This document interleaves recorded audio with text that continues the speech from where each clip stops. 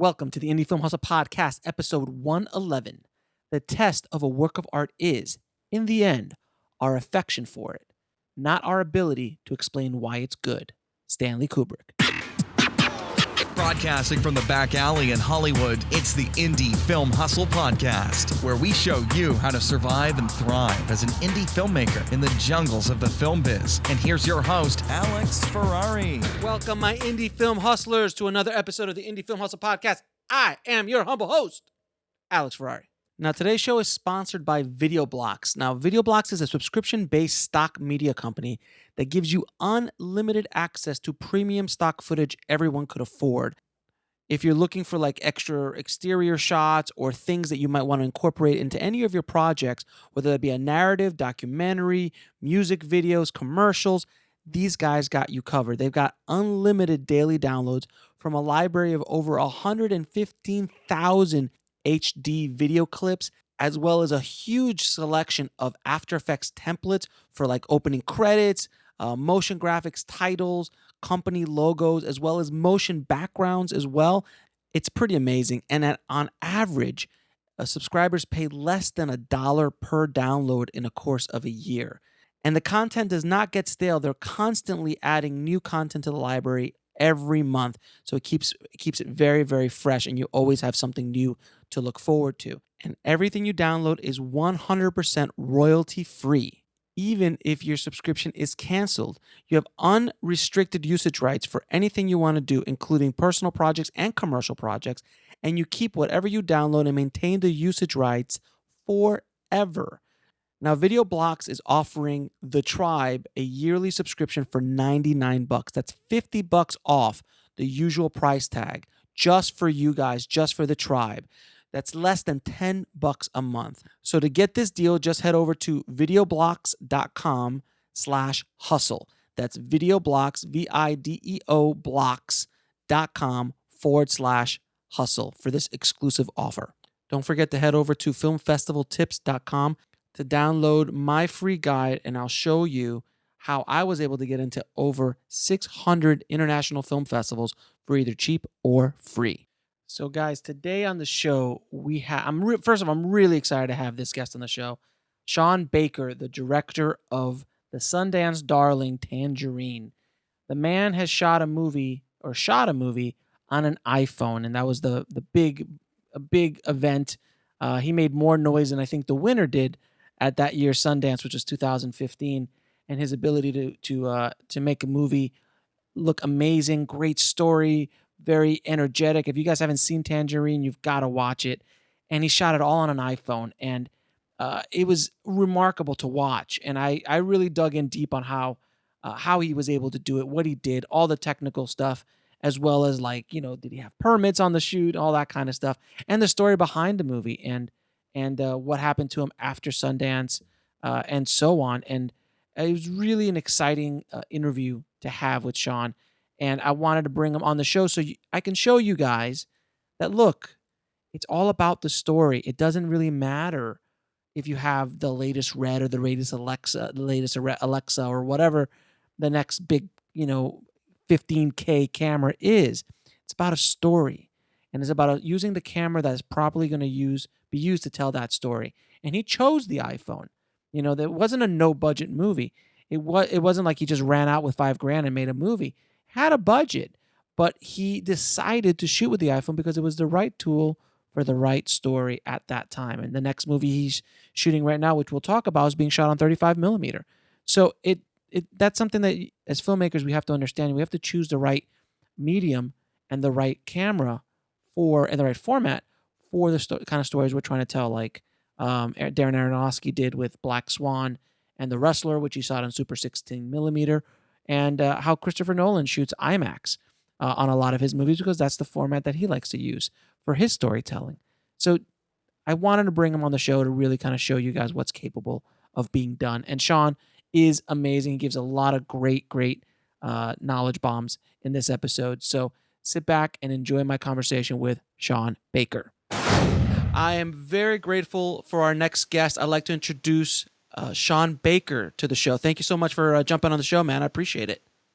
Oh, thanks for having me. Oh, thanks, man. Thanks. I'm a Yeah. first of all, man. I'm a huge fan of Tangerine and Greg the Bunny, but we'll get into Oh, thank you. we'll get to both of those later.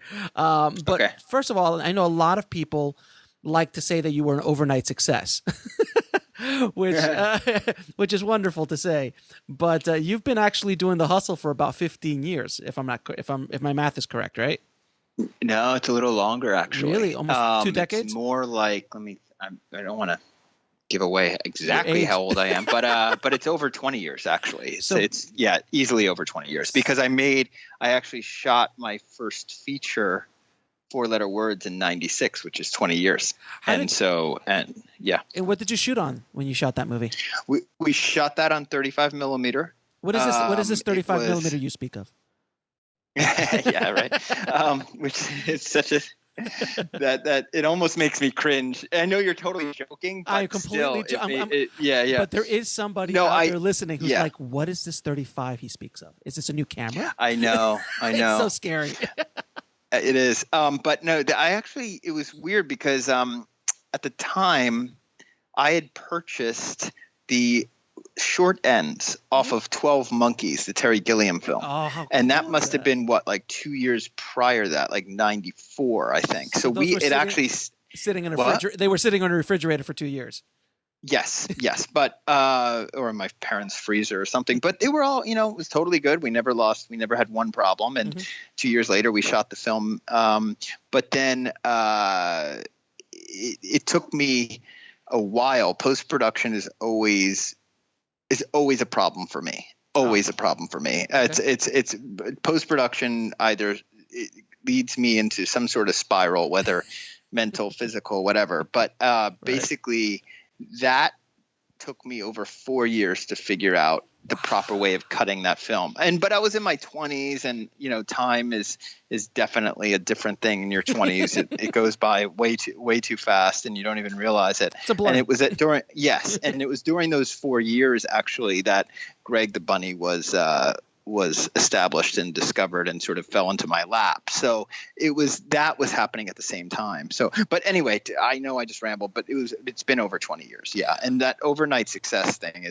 I think it's such an incredible rarity if that ever really does happen to somebody. I don't think there's even Tarantino had a film before Reservoir Dogs, like nobody's an overnight success. I think the only guy that I can say that was an overnight success was Robert Rodriguez. Because he literally just busted out with El Mariachi, and before then he was doing short films on VHS at home. So I think he literally was almost an overnight success. He was 23. Right, Can you imagine that, man? 23 and have that kind of pressure and attention, and the whole town chasing you. I mean, how he's survived is beyond me. Right. No, it's very inspirational. It just shows that it's that hardworking, proactive mentality that's important, and it's what leads to, I think, ultimately exposure. It just, even if you have to just keep on knocking on that door of the industry for 20 years, eventually they listen. And that's what I preach at Indie Film Hustle all the time. Like, guys, it's not a short game here, man. This is a long game. No. It's literally last man standing. It really is. It is. You're right. Is. You're right. It's crazy. And so your lifestyle and your quality of living can suck for 25, 30 years until you finally, and a lot of my friends who I went to, high school with are almost retiring, if not already retired.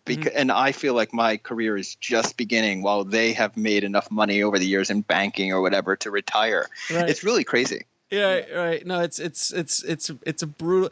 We're scaring the hell out of everybody listening right now. Yeah. But so, how did you get into the business, and why did you want to get into the business in the first place?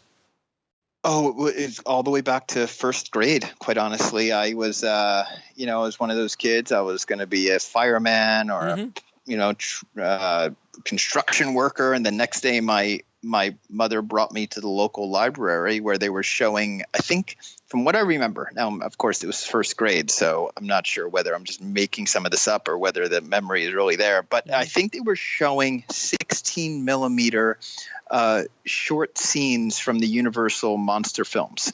So I remember sitting through the scene in which the mummy rises and gets stabbed. There was the, Dracula rising for the first time. And then there was, of course, Frankenstein, the burning mill sequence at the end of James Whale's Frankenstein. And that just stuck with me. It just seared right onto my, prefrontal cortex. I was just like prefrontal lobe. I was like, oh my God, that image of just of Boris Karloff looking through that spinning mechanism of the mill. I just remember going home that night and saying, I want to be a filmmaker.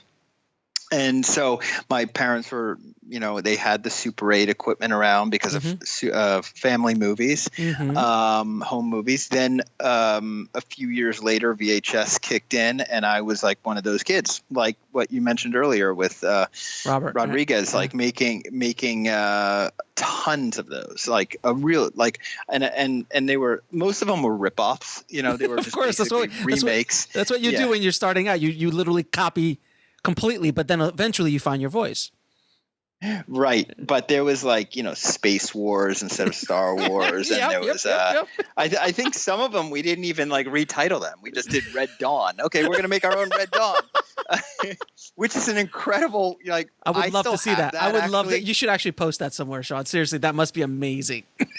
It's a time capsule because it shows the way that kids growing up in the 80s, how nuclear war and how the threat of a war with Russia at the time was actually a real thing, and how it was actually in our nightmares. And that was something that it's so, today watching it is such a completely it's mind-blowing to see little 13-year-olds going, commie scum. Right. It's really amazing. It's amazing.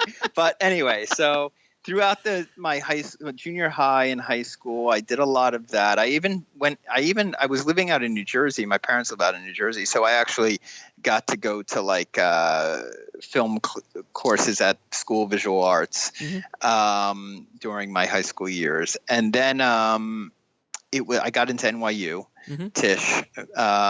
And I spent the 4 years there making some decent films, 16 millimeter. I was proud of a few of them. I actually didn't make a senior film because I was still sort of editing my junior film. Instead of making a senior film, I actually produced somebody else's senior film.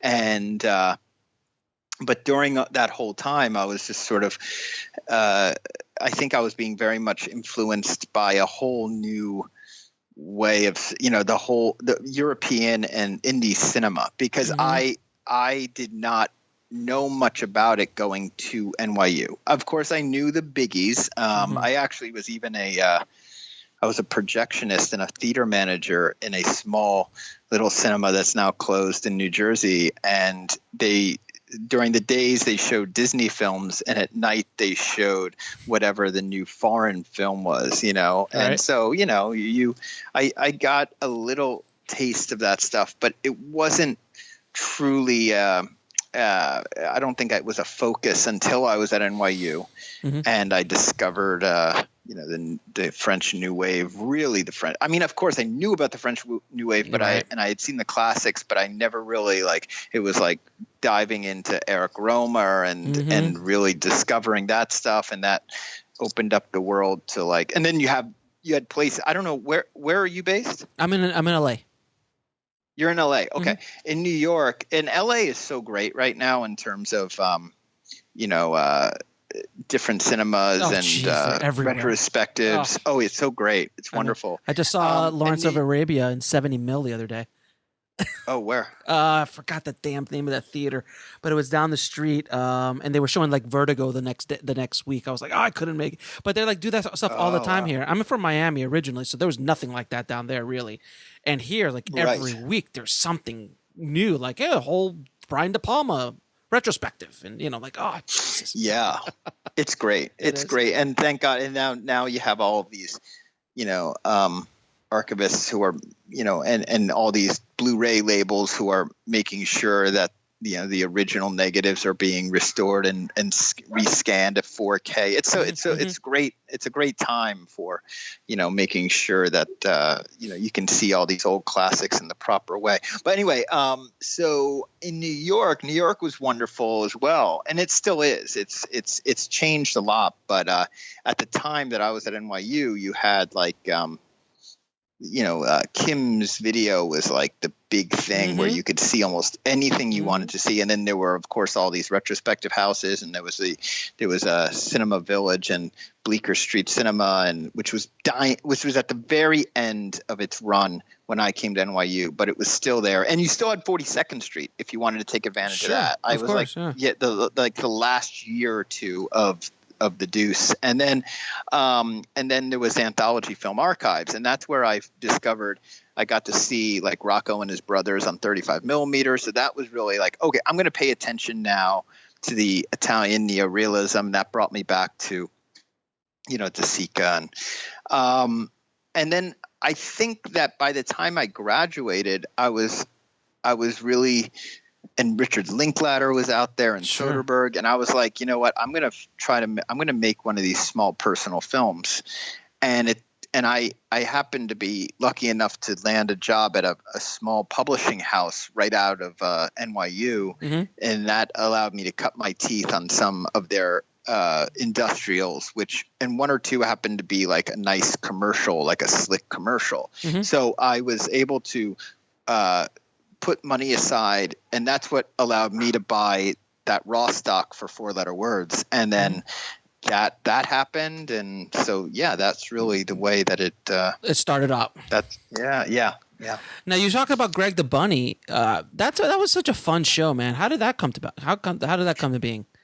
Well, so it was during that time where it was Dan Milano, Spencer Shenoy, and I were just basically waiting for things to happen. It was a few years after NYU, and we didn't know exactly. I had this film that I didn't know how to cut.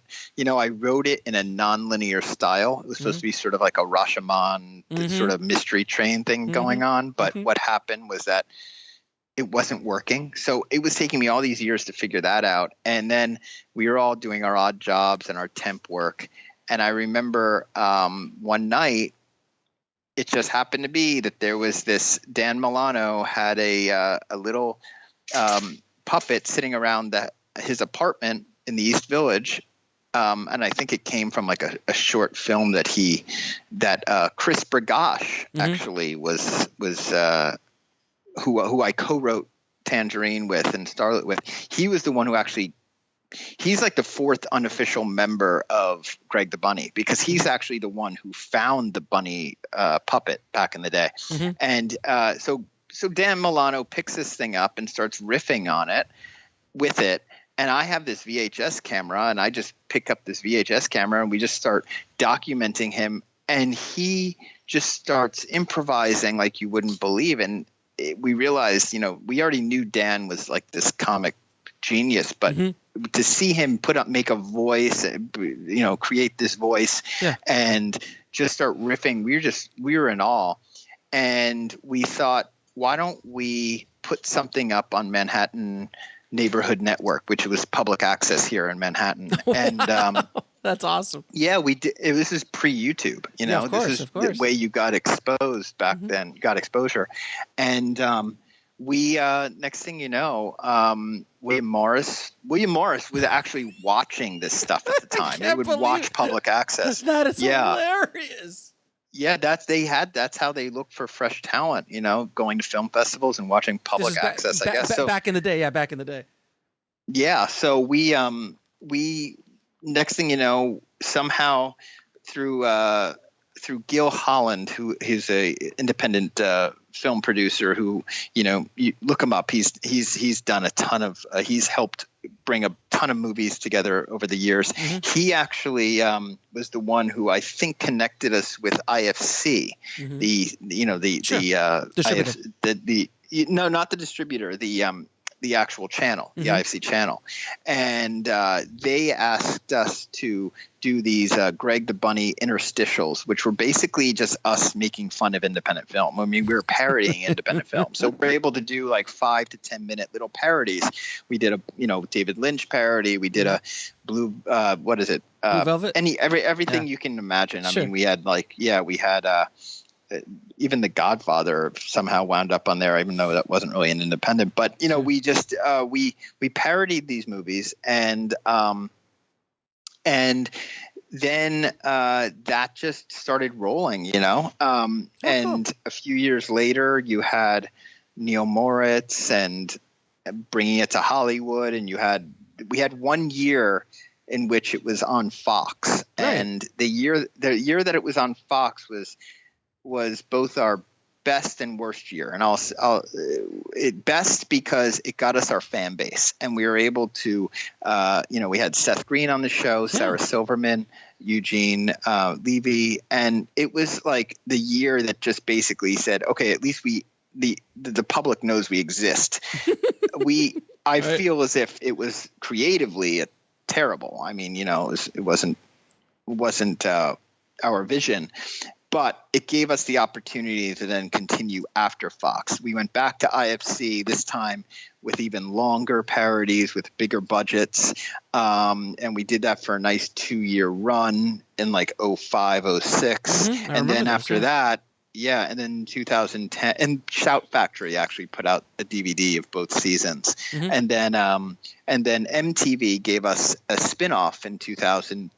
I guess it was. Wow, 6 years ago. And that was a spinoff with the other character by the name of Warren the Ape. So basically, we had like this thing that kept me afloat and kept us afloat over the years. It was a great way of having fun, practicing with improvisation, comic improvisation, which is something that, because I learned how to do that, I think how to work with my actors that way with Greg the Bunny, it led to the way I work with all of my actors today in these features.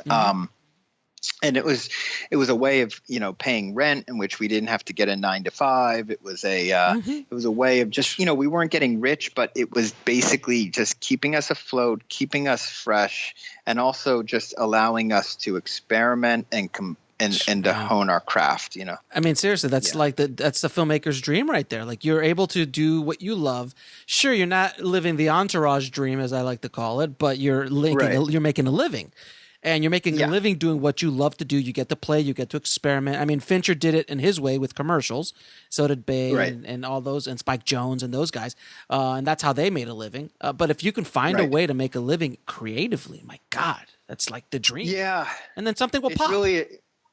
Exactly. And I feel as if, there were, of course there were those years where I had to resort to, doing between seasons, and I would go and do, industrial type stuff. I would edit. But I always tried to keep in the industry somehow. I didn't want to just go off and do something completely outside, not even related to film and TV at all. I always tried to stay, even if I was editing other people's stuff or shooting stuff.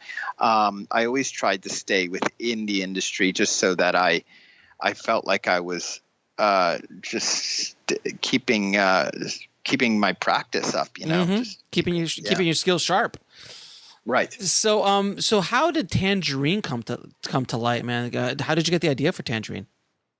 Well, so really quickly, I'll just do this in 30 seconds. After Greg the Bunny came about, I still said I want to make cinema. I co-directed this film called Takeout with Xiqing Zhou, which was a tiny little standard definition, almost like a Dogma 95-ish film here. And Kino Lorber put it out. And it was like a real neo-realist little slice of life about a undocumented Chinese worker in Manhattan. That led to me saying, I like this realm I'm working in. I like, even there's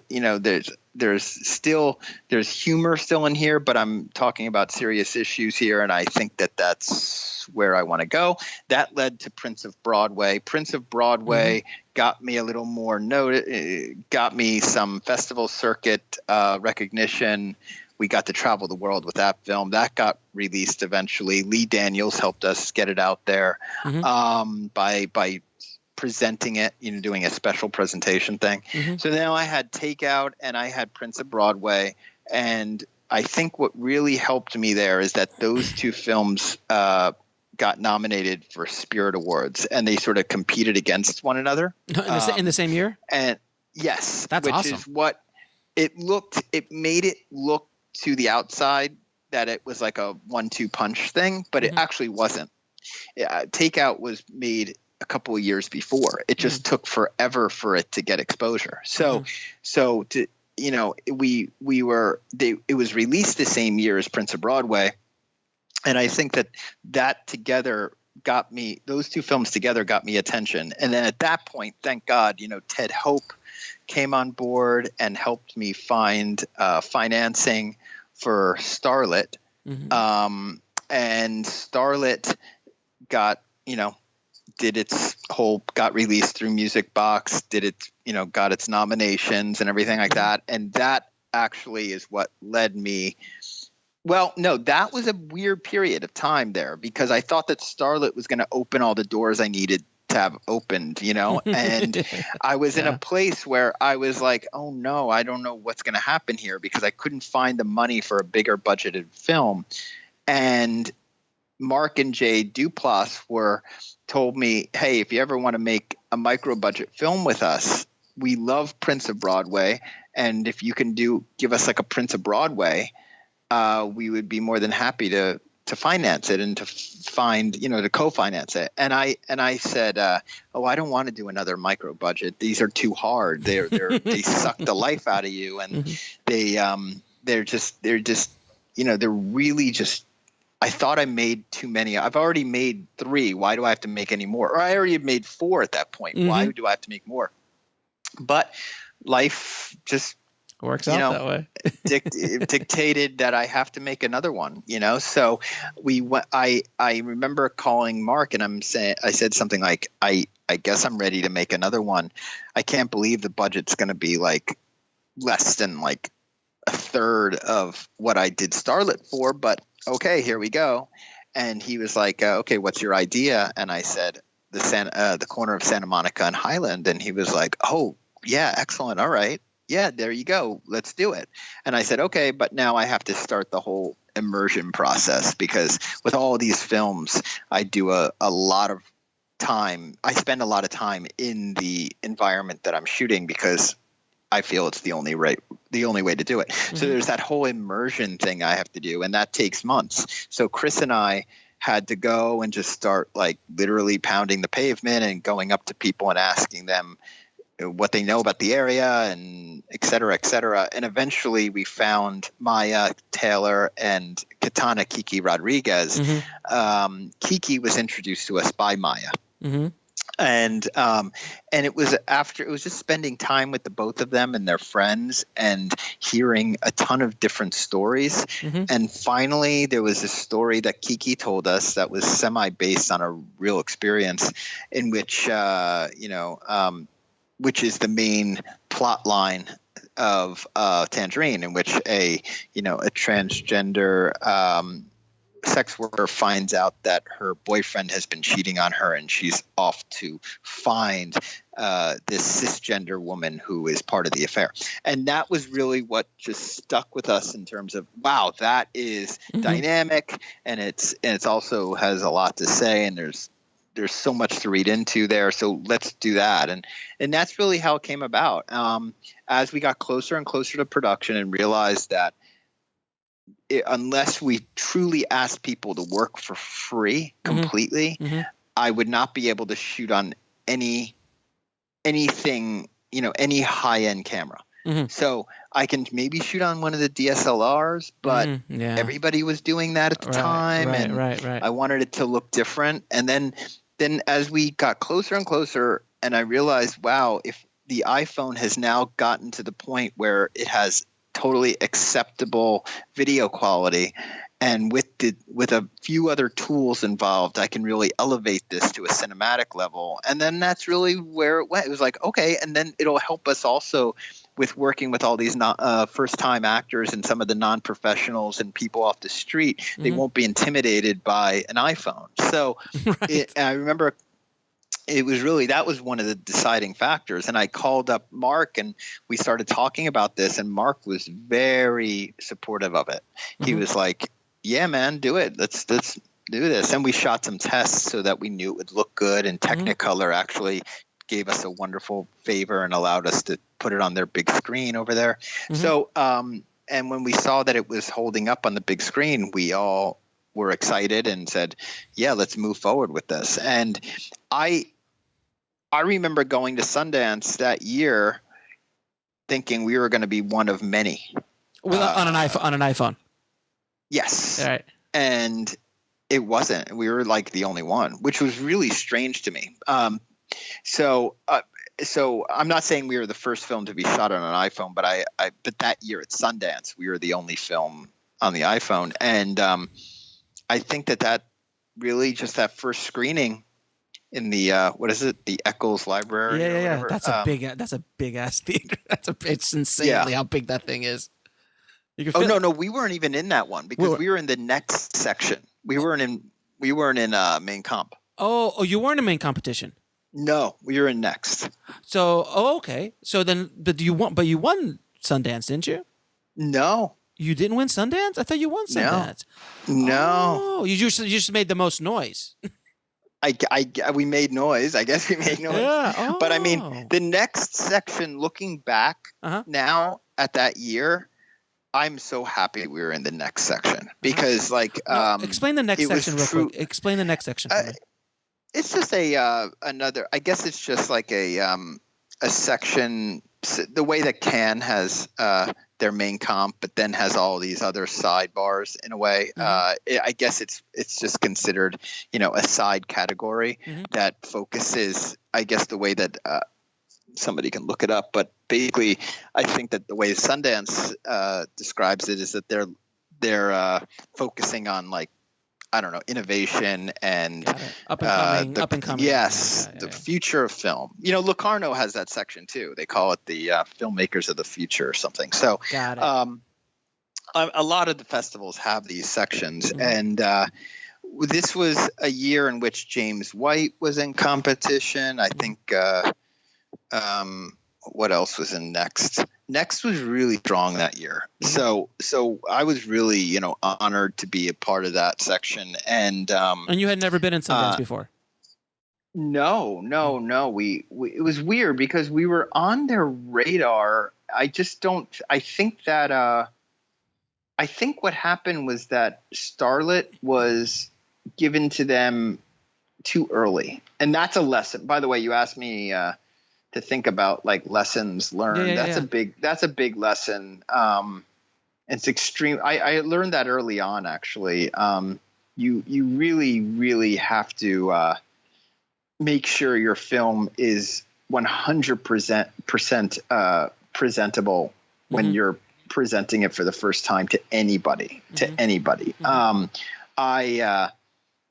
think that I unfortunately gave them Starlet at almost a 2-hour cut. And it was just it was this is way too long. And, they didn't know whether or not this film would be good or not. They had no idea. So, but they did, at least I think I kept on their radar. And then of course, Mark and Jay helped out tremendously, You think? Yeah. I mean, they're just their names on the film alone helped get the thing, exposure. No, sure, of course. Yeah, of course. And then Magnolia, they were the most excited about it at Sundance, and I love Magnolia. They put out wonderful films. They put out my 2 favorite films from the previous year, Force Majeure, and well, it's not one of my favorite films, but I definitely respect it. Did I just say necromantic? Oh my God. Nymphomaniac. Yes, I'm sorry. Nymphomaniac. Yes, Laura. And I'm Lars von Trier is one of my favorite directors of all time. Yes, So the very Dogma. fact that I'm on the same from my film is being put out by the same distributor as his stuff meant everything in the world. So we were very excited about Magnolia, and they said that they would give us a theatrical run, which was very important to me because with all of my films, except for my first, I've had a theatrical run, and I want this to continue. You know, even though I know we're really getting close to cinema in the theaters dying, I feel as if there's still exactly. It's magic. So, there's definitely magic there. Now, can you explain a little bit about the tech that you used when shooting Tangerine? It's not complicated in any way, shape, or form. It was literally the iPhone 5S at the time, right? Shooting 1080 with an app called Filmic Pro, which is a great app. Now it's advanced along with the phone, so you can shoot 4K, log on your new 7 if you want. But at the time, we were shooting 5S with Filmic Pro. They had this wonderful feature. They have this wonderful feature on there in which you can actually change the compression quality. So you can up the quality of the compression. So it's actually it looks better than the video you would normally get from just going into camera mode on your phone. So anyway, so there's that app that we used. Then we used an anamorphic adapter, not a lens, because you have to use the iPhone lens when you're using an iPhone, but it's an adapter that fits over the lens and allowed us to shoot in true scope. So we were shooting 2.35. We stretched it out in post. Filmic Pro allowed us to shoot at 24 frames a second. And we colored it I cut on Final Cut, and then we colored in Resolve. So basically it was a very simple process. It wasn't as, quote unquote, pimped out as everybody likes to think it was. It was very, very simple. Yeah, no, I actually did some research on how you did it because I was very curious when I saw the movie. I'm a colorist. I've been a colorist for over 20 years as well. And, I was really curious when I saw it. I was like, wow, it looks really good. And it's a very unique look. It's not something that you would get from other digital formats. So I was really curious on how you did it. So I did a lot of research on how you put the whole thing together. And everyone thinks it's like, oh, it was like, you spent, $5,000 pimping. I'm like, no. It was a few things, like you just said. Yes. Yes. But I also, and I love, and this is one thing a lot of filmmakers, since we talked to a lot of filmmakers, they're like, oh, the Tangerine was just shot on an iPhone. I'm like, yes, Tangerine was just shot on an iPhone, but Sean, that was his 5th movie. And he knew what he was doing, and it's not like a bunch of guys just grabbed the phone and they just got out of film school and they're like, hey, let's go make a movie. It took, you have to know what you're doing. And, it's not like you just grab the phone, like you said, an adapter, the proper app, things like that. So that's the thing that doesn't get explained a lot. And people just say iPhone, Sundance, feature, and that's all they hear. But there is a lot of there's a lot of other stuff that you did to get what you got.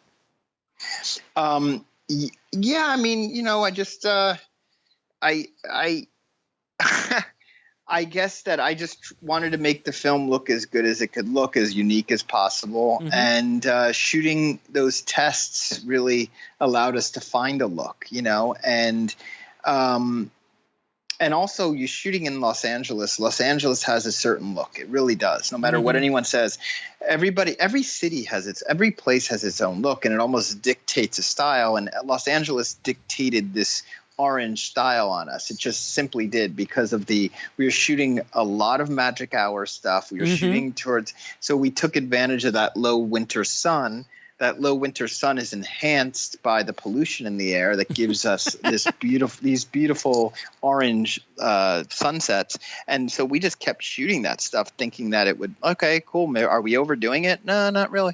And so, just kept moving forward with that. And it gave us this Tangerine look. And it's part of the reason that we actually settled on the name, on the title Tangerine. That's awesome. That's awesome. And now how many people were on your crew? Oh, it was tiny, and it was really just like my really close team. You had Darren Dean, Shi Ching Zhou, both of whom I've worked with before. And they were Chris Bergosh. And what were they? What were the Well, you had those two doing production. They were both producers. Darren, but then Shi Ching was also costume design and continuity, and she was also acting in it. She also was the woman behind the counter at Donut Time. And so she had to do continuity while acting. Pretty insane. Then you had Chris Bergosh, who was the co-screenwriter, but he's the type of writer who is present on set all the time. I mean, we were rewriting stuff as we were shooting, so it was important to have him there, and he was also doing. We all had to be production assistants. We all had to go and get meals. And then you had Iron Strauss, who was specifically sound, and then Radium Chung and I shot it, and that was literally it. I mean, I'm trying to rack my brain. The actors, of course, were always helpful. You had Karan Karagulian, who played Razmik, coming in and helping us. You had PJ Ransone, or James Ransone, and you had, of course, the girls, Maya, Kiki, and helping us out in terms of navigating through their neighborhood and their world. So that was really it. I mean, and Mark and Jay were incredibly hands-off in terms of executive producers. Marcus and Carrie Cox, who also put money into it, were extremely hands-off. That's awesome. It was really it was this sort of it was almost when you're in that mode of almost desperation, where you're like, this one has to get recognized. You're in this weird bubble of you're just it almost goes back to, it felt like making some of those VHS films in high school. We were just making it up as we were going along, and just not making it up in terms of the story, but just trying to figure this thing out with the very little money that we had. Part of the just really quickly, part of the style actually just came from the energy of that area. I mean, you can look at my other work and you can see it's much slower and much, it's not as hyperactive. And this film was, I think, part of it was iPhone and part of it was the energy of the area.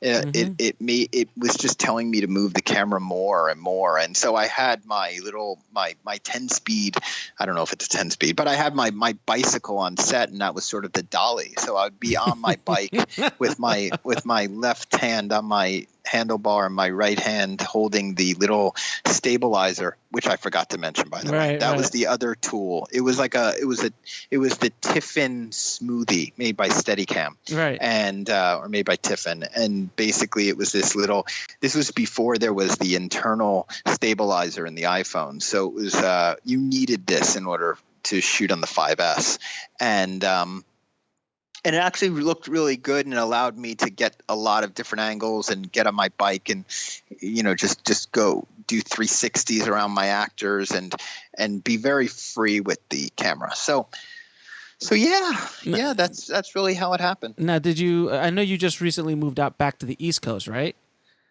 Only to do post-production on my new film. Okay. We're here in New York. We're taking advantage of the tax incentive here for post, and my girlfriend Samantha Kwan is actually in a play, Viet Gone, which is part of the Manhattan Theater Club. So it's because we both need to be here at the same time. So I didn't know if you knew or not that Donut Time is closed. I did. I always thought, you know what? It's so I'm very upset to hear about that. Yeah, I drove by the other day. I was like, whoa, no.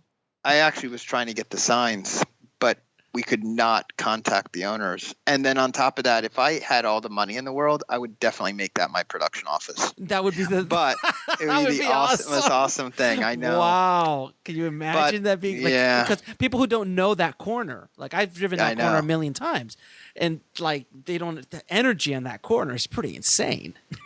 Yeah, it's weird. It's it's with Prince of Broadway. I caught the end of an era when the film is about the West African hustlers who sell counterfeit goods in the Wholesale District. Well, the Wholesale District is really now like the Ace Hotel and like all this gentrified section of the city.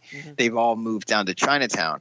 I caught the very last bit of that era. It looks like I did the same thing happen with Tangerine, because that area has completely changed. You have, your Donut Time has closed.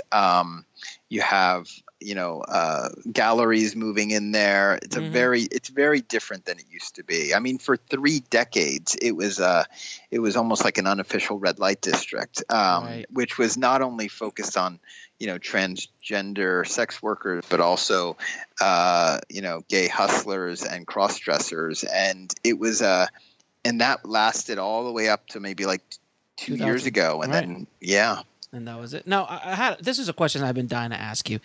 Did you have any shooting permits, or did you just guerrilla the whole thing? No, we did. Actually, we did. Okay. We had permitted for different corners, and we tried to blanket permit up and down Santa Monica. And of course we permitted it when we were shooting in the interiors of locations. We always had permission.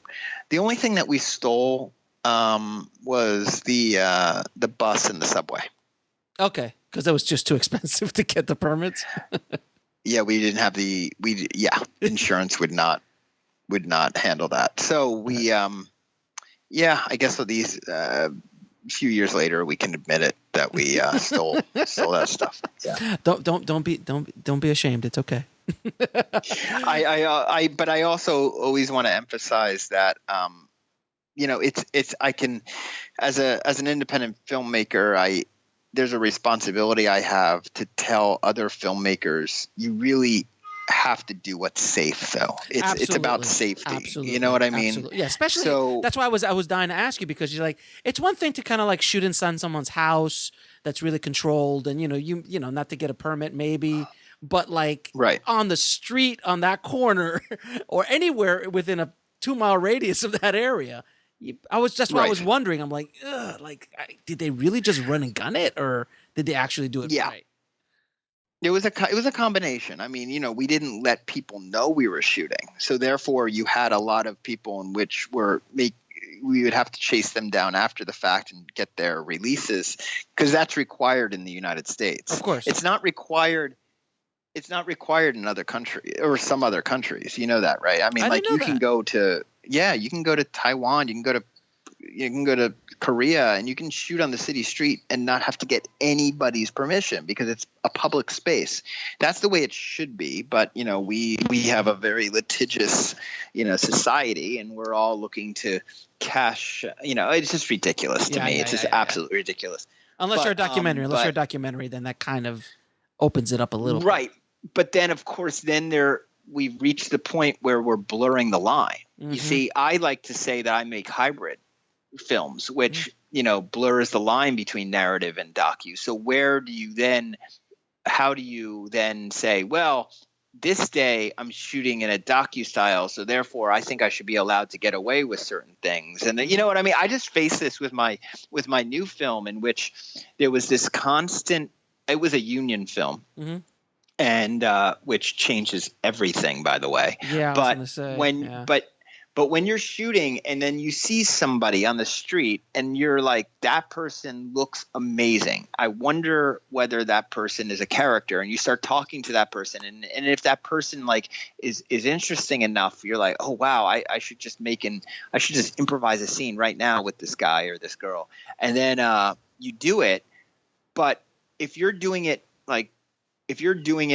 under SAG rules or under union rules, you have to Taft-Hartley that person. You have to suddenly pay before you even turn the camera on. And if you agree that you're going to be shooting that person and that person's going to speak, you have to give that person whatever the day rate is, which is like $900. That would be an impossible way to make the films I've made up to this point. Like you simply can't do that. You have to, there should be another way of working in which people can, you almost can test the waters and then agree whether or not if that person makes it into the final cut, then you Taft-Hartley that person. That's the way it should be.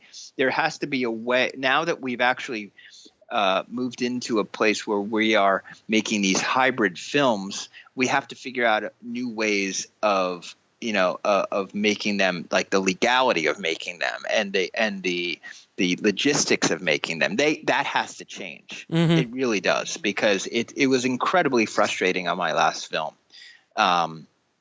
where I was suddenly felt as if I wasn't able to do what I've done before. And the whole reason I'm making this film and have the opportunity to make this film is because of the films I've made before. So suddenly I'm in a place where I'm like, hey, thanks for giving me so much more money, but I can't give you the same product because we are now you've handcuffed me. You've handcuffed me. Yeah. No, I agree. No, I agree with you 100%. I mean, I just finished doing my first feature. And it was thanks, brother. I appreciate it. And I tell you, we kind of run and gunned it. Yeah, you had to. Yeah. There's just no way. There's no way. Like, when you're at a bigger level and you have bigger budgets, yeah, I'm all about it, man. But when you're just hustling from the street level up, literally with Tangerine from the street level up, you kind of just have to have some sort of freedom. And I know the unions are starting to work a little bit more with indie filmmakers, because so many of them are just leaving. They're just like, you know what? Screw it. I'm just going to go elsewhere to make my movies. And all that runaway productions happening, especially here in LA. But it's just, there has to be a balance, man. Like, you can't expect. There has to be. You can't expect guys like you and me to have to pay the same thing that Avengers does. Right. It's just that's true. It just doesn't make any sense. But no, which brings up a good point. Did you do any improv in Tangerine, or was it all scripted? Oh no, there's a ton of improv. There always is. With everything I do, I ask for improv takes. So there will be some scenes will be very tightly scripted, but even if they are, by the second or third take, I'm saying, hey, why don't you put it into your own words? You know what I mean? Like, don't memorize this stuff. As long as we are getting the point across and we're hitting the beats, that's all that matters. It's like, if we get from point A to point B, that's all that really matters. And so yes, there was improvisation. How much of it made it the final cut, in your opinion, percentage wise? That was improv versus scripted. Oh God, it's really hard to say, but maybe like, see, it's hard to say because after a while I was intentionally telling them, don't learn this line. But basically what you're saying is that you have to, you're mad at this person because of this reason, so it's giving them the general sense. I have to say though that Kiki and Maya, they delivered some of my favorite. Well, and the entire cast, Mickey O'Hagan, who played, Dinah in the film, they have each one of them has a diamond. Each one of them has gold in some of their improv. Kiki, one of her lines was, she comes from the hills. She's a hillbilly. That was her. Maya Taylor saying, you know me so well, don't you? That was an improvised line. Or you see right through me, don't you? That line is so important because, critics have picked up on that, and the trans community actually has picked up on that line as it being a very important line for the film, because it's for once, the exchange is being seen through the eyes of the sex worker instead of the customer. And so therefore it's a line like that I just have to say thank you so much to my actors for, because they brought something to the table that elevated the entire film. You know what I mean? The entire experience. So that's why I love improv, and it all goes back to Greg the Bunny. It all goes back to Dan Milano being such a freaking genius, and me being like, how do we capture this genius? How do we work? And so over the years, I've figured out a way of working with my actors where I'm basically part of the conversation. I just cut myself out, so you'll sometimes, like in Starlet, where they're all on the the three of them are on the couch smoking weed and just talking about whatever. I'm sort of like the fourth part of that conversation, but I'm just behind the camera, and I'm sort of like, if I hear something that I think could develop into something, into a one-liner or something funny, I'll say, hey, let's go in this direction. And then, oh, can you repeat that line? But this time give me this at the end of that line. Right. So we're basically helping one another figure out the best way of delivering the material. And I think that that's really just like, improv is what makes me the most excited, especially because I'm the editor. And editing is so monotonous, and it puts me into a really bad state. But if I can at least trust me. No, dude, really bad. I've been a cutter. I've been a cutter for 25 years. Did I know what you? Oh, okay. mean? So yeah. It's really it's a lonesome place. So anyway, when you're there though, you want to be excited and you want to be entertained. So when I have like 5 takes and they're all slightly different because of the improv, that keeps me thinking and keeps me awake. It's not just about, does the continuity work on this shot? No, it's about like, where is the best material? And it's actually like rewriting while you're in post-production, because you're given a lot more to write with. You're given like, 5 ingredients instead of the one ingredient being repeated 5 times. You know what I mean? So no, it's absolutely. I love working with actors who improv and that whole storytelling process. Absolutely. It makes it much more fun and lively. It keeps you awake. Like you said, it does keep you awake, because I've edited movies that are like the same, like 5 takes of the same exact lines being said, just with different infant, like how the face looked or this and that. And that just becomes monotonous. But when you have 5 different takes, and then trying to cut those with other coverage when they're not the same, that's when it becomes even more fun. Yeah, that's the hard part. It's very hard. Very hard. But you know what?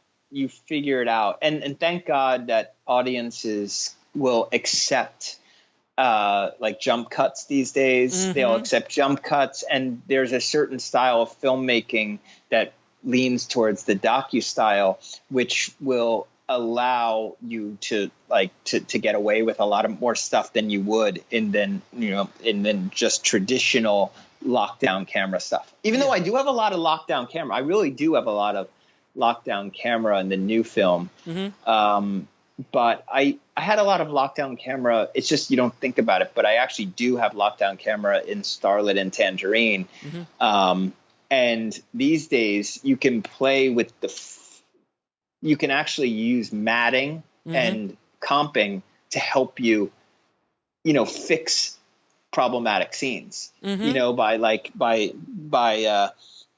splitting the screen in half and using the earlier part of the second take on the right side and using another part of another take on the left side, that sort of thing. Well, if you have a lockdown camera, you can do that. Yes, and I've been doing a lot of that stuff. That actually, that opening scene of Tangerine is actually a lot more complicated than just a shot, reverse shot. It's actually, there's a lot of that stuff going on in there. That's awesome. That's awesome. You just don't see it. You don't see it. That's but the point. I had to actually, I had to play with the traffic, because the traffic's going in every which direction. If I just, but on that corner, in order for it to work continuity wise, I had to do a lot of that cheating in post. That's awesome. Now, can you tell me a little bit about your Sundance experience? Because I know a lot of people listening, that is the holy grail. That is the top of the mountain for a lot of filmmakers. Although I know, the reality it isn't, but that is such a notch on the belt. Like, how was your experience going there? Because obviously this is the first time you were there. Sure, you had Jay and Mark's name on the movie, which got you a little bit of attention. But at the end of the day, if the movie is not good, it doesn't really matter. So before the first screening and after the first screening, I'd love to hear your experience, because I know I read that Steven Soderbergh, prior to Sex, Lies, and Videotape in 1989 he literally was sitting alone at that one diner that's on Main Street that everyone has breakfast at, and nobody even knew who the hell he was. And then the second it was there was just everybody. He was a rock star. He became a rock star all of a sudden. Yeah. Well, I don't know. I don't know if that's actually. I mean, listen, I'm neurotic. I'm crazy. So it's like the whole time it was actually not the best experience in the world in terms of, I was just. There's a lot of babysitting going on because, you're looking after your crew and your actors and you're hoping everybody is having a good time and not freezing. And, there's a lot of that, just logistics of going through the week. I actually, you don't want to party too hard either because you have business to do. So a lot of it was just about anticipation of who's going to buy the film and for how much. And then for me, looking back at that time, it is a little bit of a blur, but what I do remember, the most significant part of the whole week for me was being in the room with Magnolia, with Mark, with my agent, and with Josh Braun from Submarine, which is a sales agent agency, just listening to Magnolia give us their pitch about how they would release the film, hearing Mark and the others talk about what we would like, and that was really like, okay, good. I am learning something here. I've been in the industry for over 20 years, but this is fresh to me. I'm learning how a film is acquired.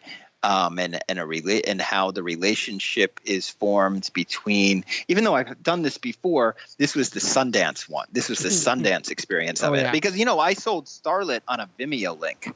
It showed at South by Southwest, did all right there critically, but Music Box didn't even see it there. They saw it on a Vimeo link. So this was a very different experience. And that was that was the takeaway where I'm like, this is very interesting to see the way that Mark Duplass works, the way that things are negotiated.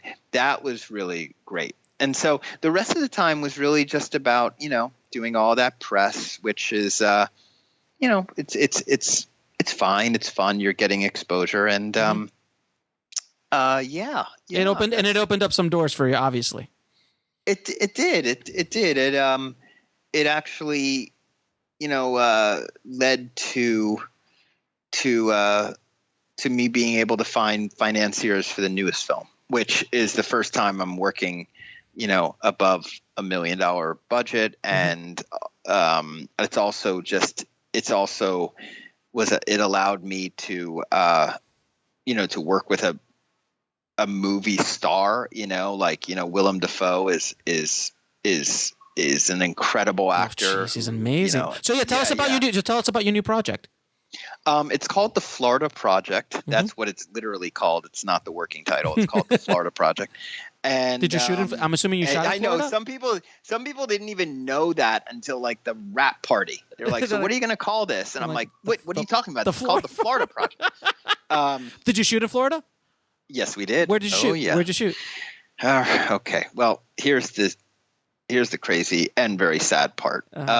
We started shooting less than a week after the shooting at Pulse, the club. We were shooting in Orlando and Kissimmee. Yeah. And so we had that going on that week. We had the little kid who was unfortunately killed by the alligator at Disney. Yeah. Had that other shooting. I mean, it was a very strange summer there. It was a very, and then they just got hit by the hurricane last week. So it's such a, that area has not had a break. This is why I left. I mean, it was a rough. A lot of stuff happens in Florida, unfortunately. Yeah, Florida really is. I mean, I looking back, it was like a trauma for us. I mean, it was a very traumatic experience. I mean, but we were shooting. We also put ourselves in that situation. We put ourselves in the dead, in the middle of an incredibly hot summer in the middle of Central Florida, right? Oh my God! You must have lost like 100 pounds. Yeah. We were shooting 35 millimeter. We were using primarily kids because Mm-hmm. it's like a Little Rascals Mm-hmm. movie. Mm-hmm. So you have like kids, 35 millimeter, sun, and then plus all the other craziness going on. It was we just like set ourselves up for just an incredibly hard shoot. Mm-hmm. But in the end, I think we got something. I'm in post production now, so we'll see. I mean, I know that the performances are incredible. I mean, I really am very happy with my cast. Now, how did you work? Like, and this is a director to director. How would you direct William Dafoe? Like, how do you do that? How does that conversation happen? Well, he is, most of the time just letting him do what he does best. Mm-hmm. Just he brings his masterful instincts to the table. So he 99% of the time we're on the same page, where he understands the character, he understands the scene, Mm-hmm. and it's more about just tweaking. And when there was something that I thought we weren't on the same page about, it's simply a conversation. And the great thing about Willem is that he's such a nice guy. He's like the nicest guy in the whole world. So of course I was intimidated, but it wasn't that much intimidation. And plus, on top of that, it was just such an incredible, as I said, an incredibly hard shoot that there wasn't a lot of time. It was like, we got to get this right now. So let's just figure it out. And we just all would figure it out and move on. He was just, he just an incredibly nice guy who was very easy to work with and who wanted us to experiment, he almost, I bet he almost wished we shot it on the iPhone so there was more experimentation. But we were shooting on 35, where suddenly like you're almost down to 2 setups an hour when you have It's a beast. No, 35's a beast. Yeah. When you have an iPhone, which is 100 setups an hour if you want it to be. So it's a very different way of making a film. Mm-hmm. Why did you choose 35, by the way? Because ultimately I feel it's a project by project. It's on a project by project basis. For this film, I felt because of the subject matter and because of the environment that I really wanted that celluloid look. I mean, I love the way that Tangerine looks on the iPhone. I feel that there's no other way we could have made that movie for that budget. And even if we had a multi-millions to make Tangerine, I still feel as if the iPhone was the proper way of doing it. But that doesn't apply to Florida Project. Florida Project needed a slicker look. I truly feel as if the organic nature of celluloid is so incredibly beautiful, and that I wanted to capture that. I wanted to capture the Floridian colors, et cetera, et cetera. Plus, on top of that, there is another thing that I think a lot of filmmakers aren't talking about, and we really should be talking about this stuff more like the way that Nolan does and Tarantino, is that we have to hold on to this medium. We're letting business tell us how to make our art. We're having the industry say, oh, it's easier and cheaper to shoot on digital, so therefore guys do that. Well, that's horrible. I mean, that's not, we're filmmakers. First and foremost, we should choose our canvas. You know what I mean? This is not, we shouldn't have it dictated upon us. And I think that, we cannot lose celluloid. I mean, if we should have that choice to shoot on it if we want to, and if we have the money to do it. And I think that we have to fight to do that. And there are filmmakers out there like James Ponsold and Ty West who are saying, look, I'm shooting on 35, or I'm not making the movie. And that's how I'm starting to go, where it's like there will be reasons for me to shoot digitally, but if I can shoot on 35, I'm going to, because ultimately the image is an incredible image that you really cannot, no matter what anyone says, you cannot imitate with digital. Not yet. You can't. And not really. Absolutely. Yeah. So, that's one of the reasons. And then also there's that archival thing. that nobody's talking about either. That, even if you shoot digitally, I feel as if you should do a film out. Now you can say, well, where will I find the $50,000? I don't know.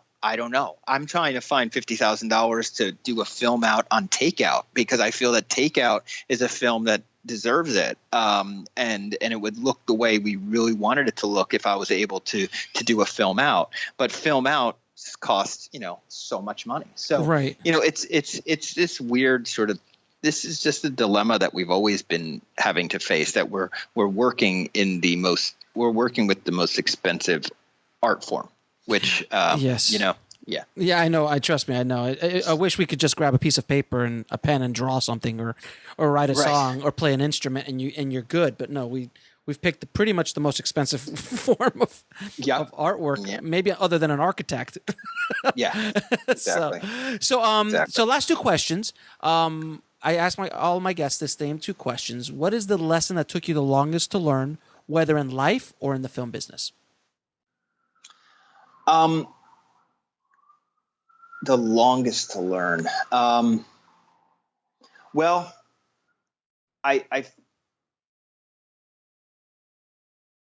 oh God, that's a hard one. Because see, one of the lessons that that's a hard one. One of the lessons that I learned early on, but I'm still having to always remind myself is just to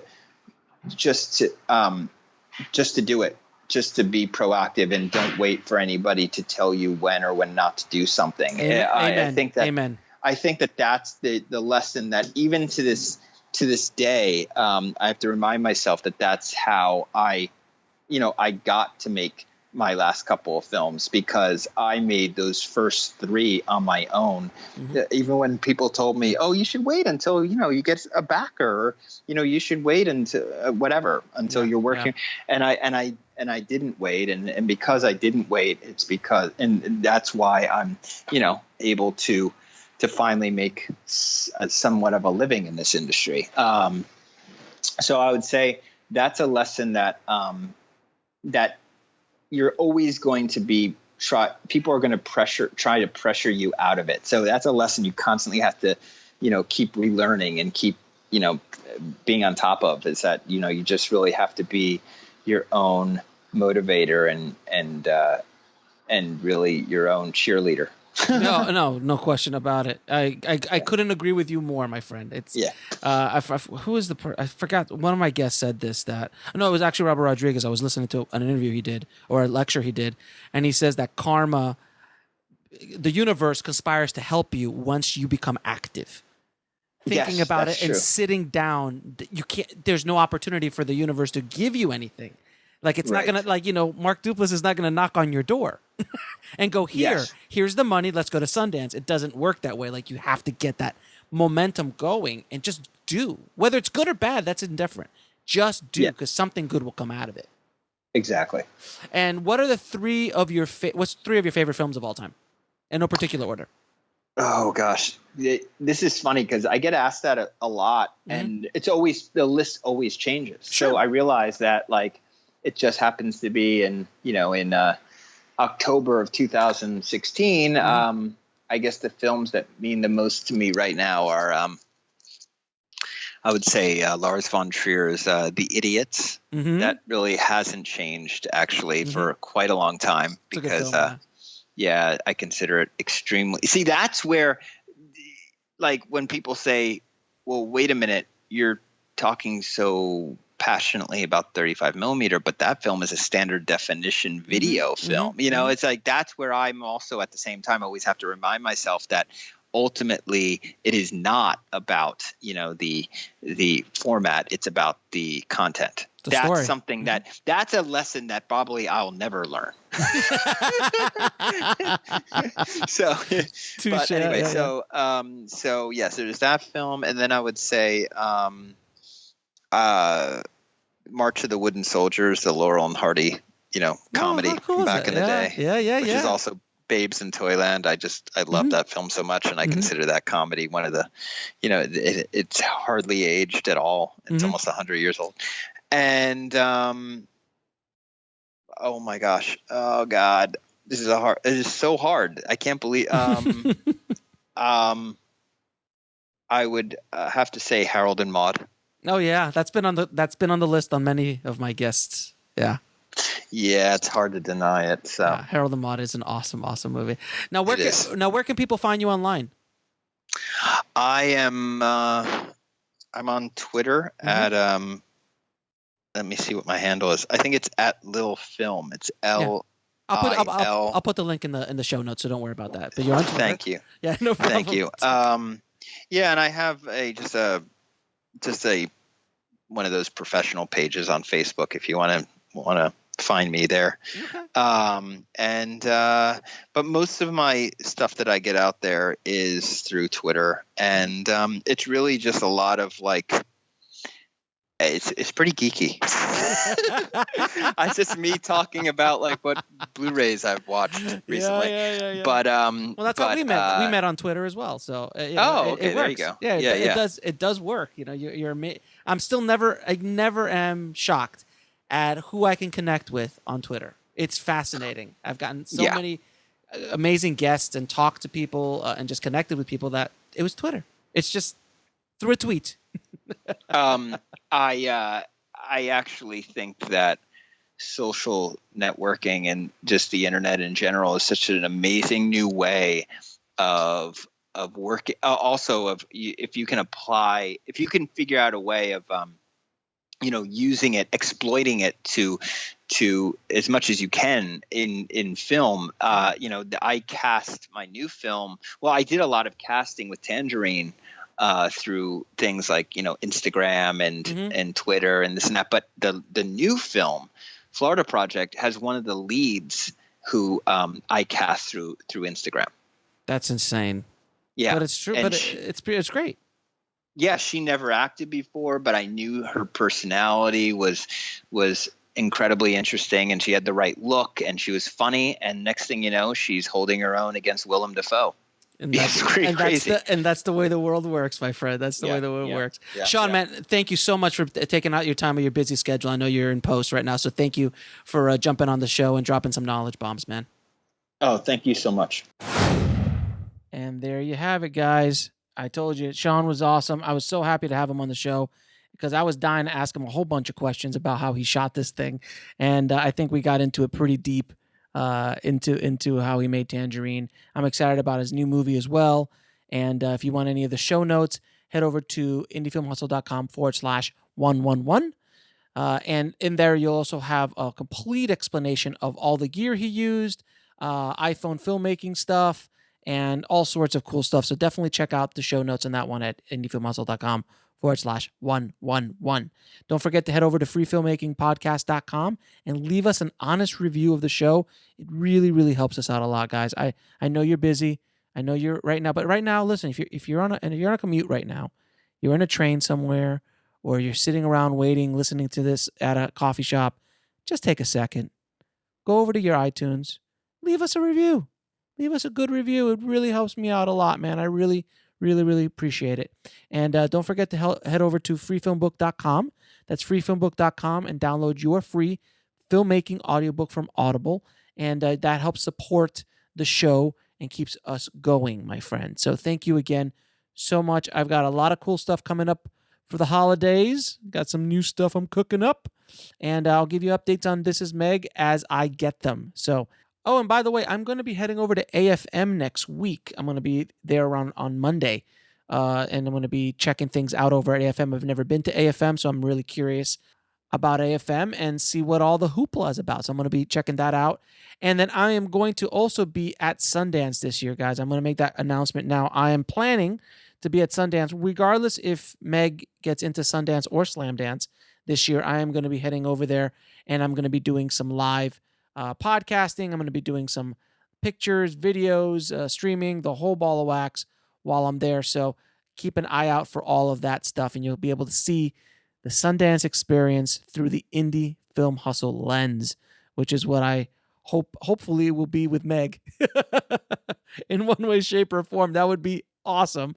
But either way, I'm going to go over there, and I haven't been there in close to a decade.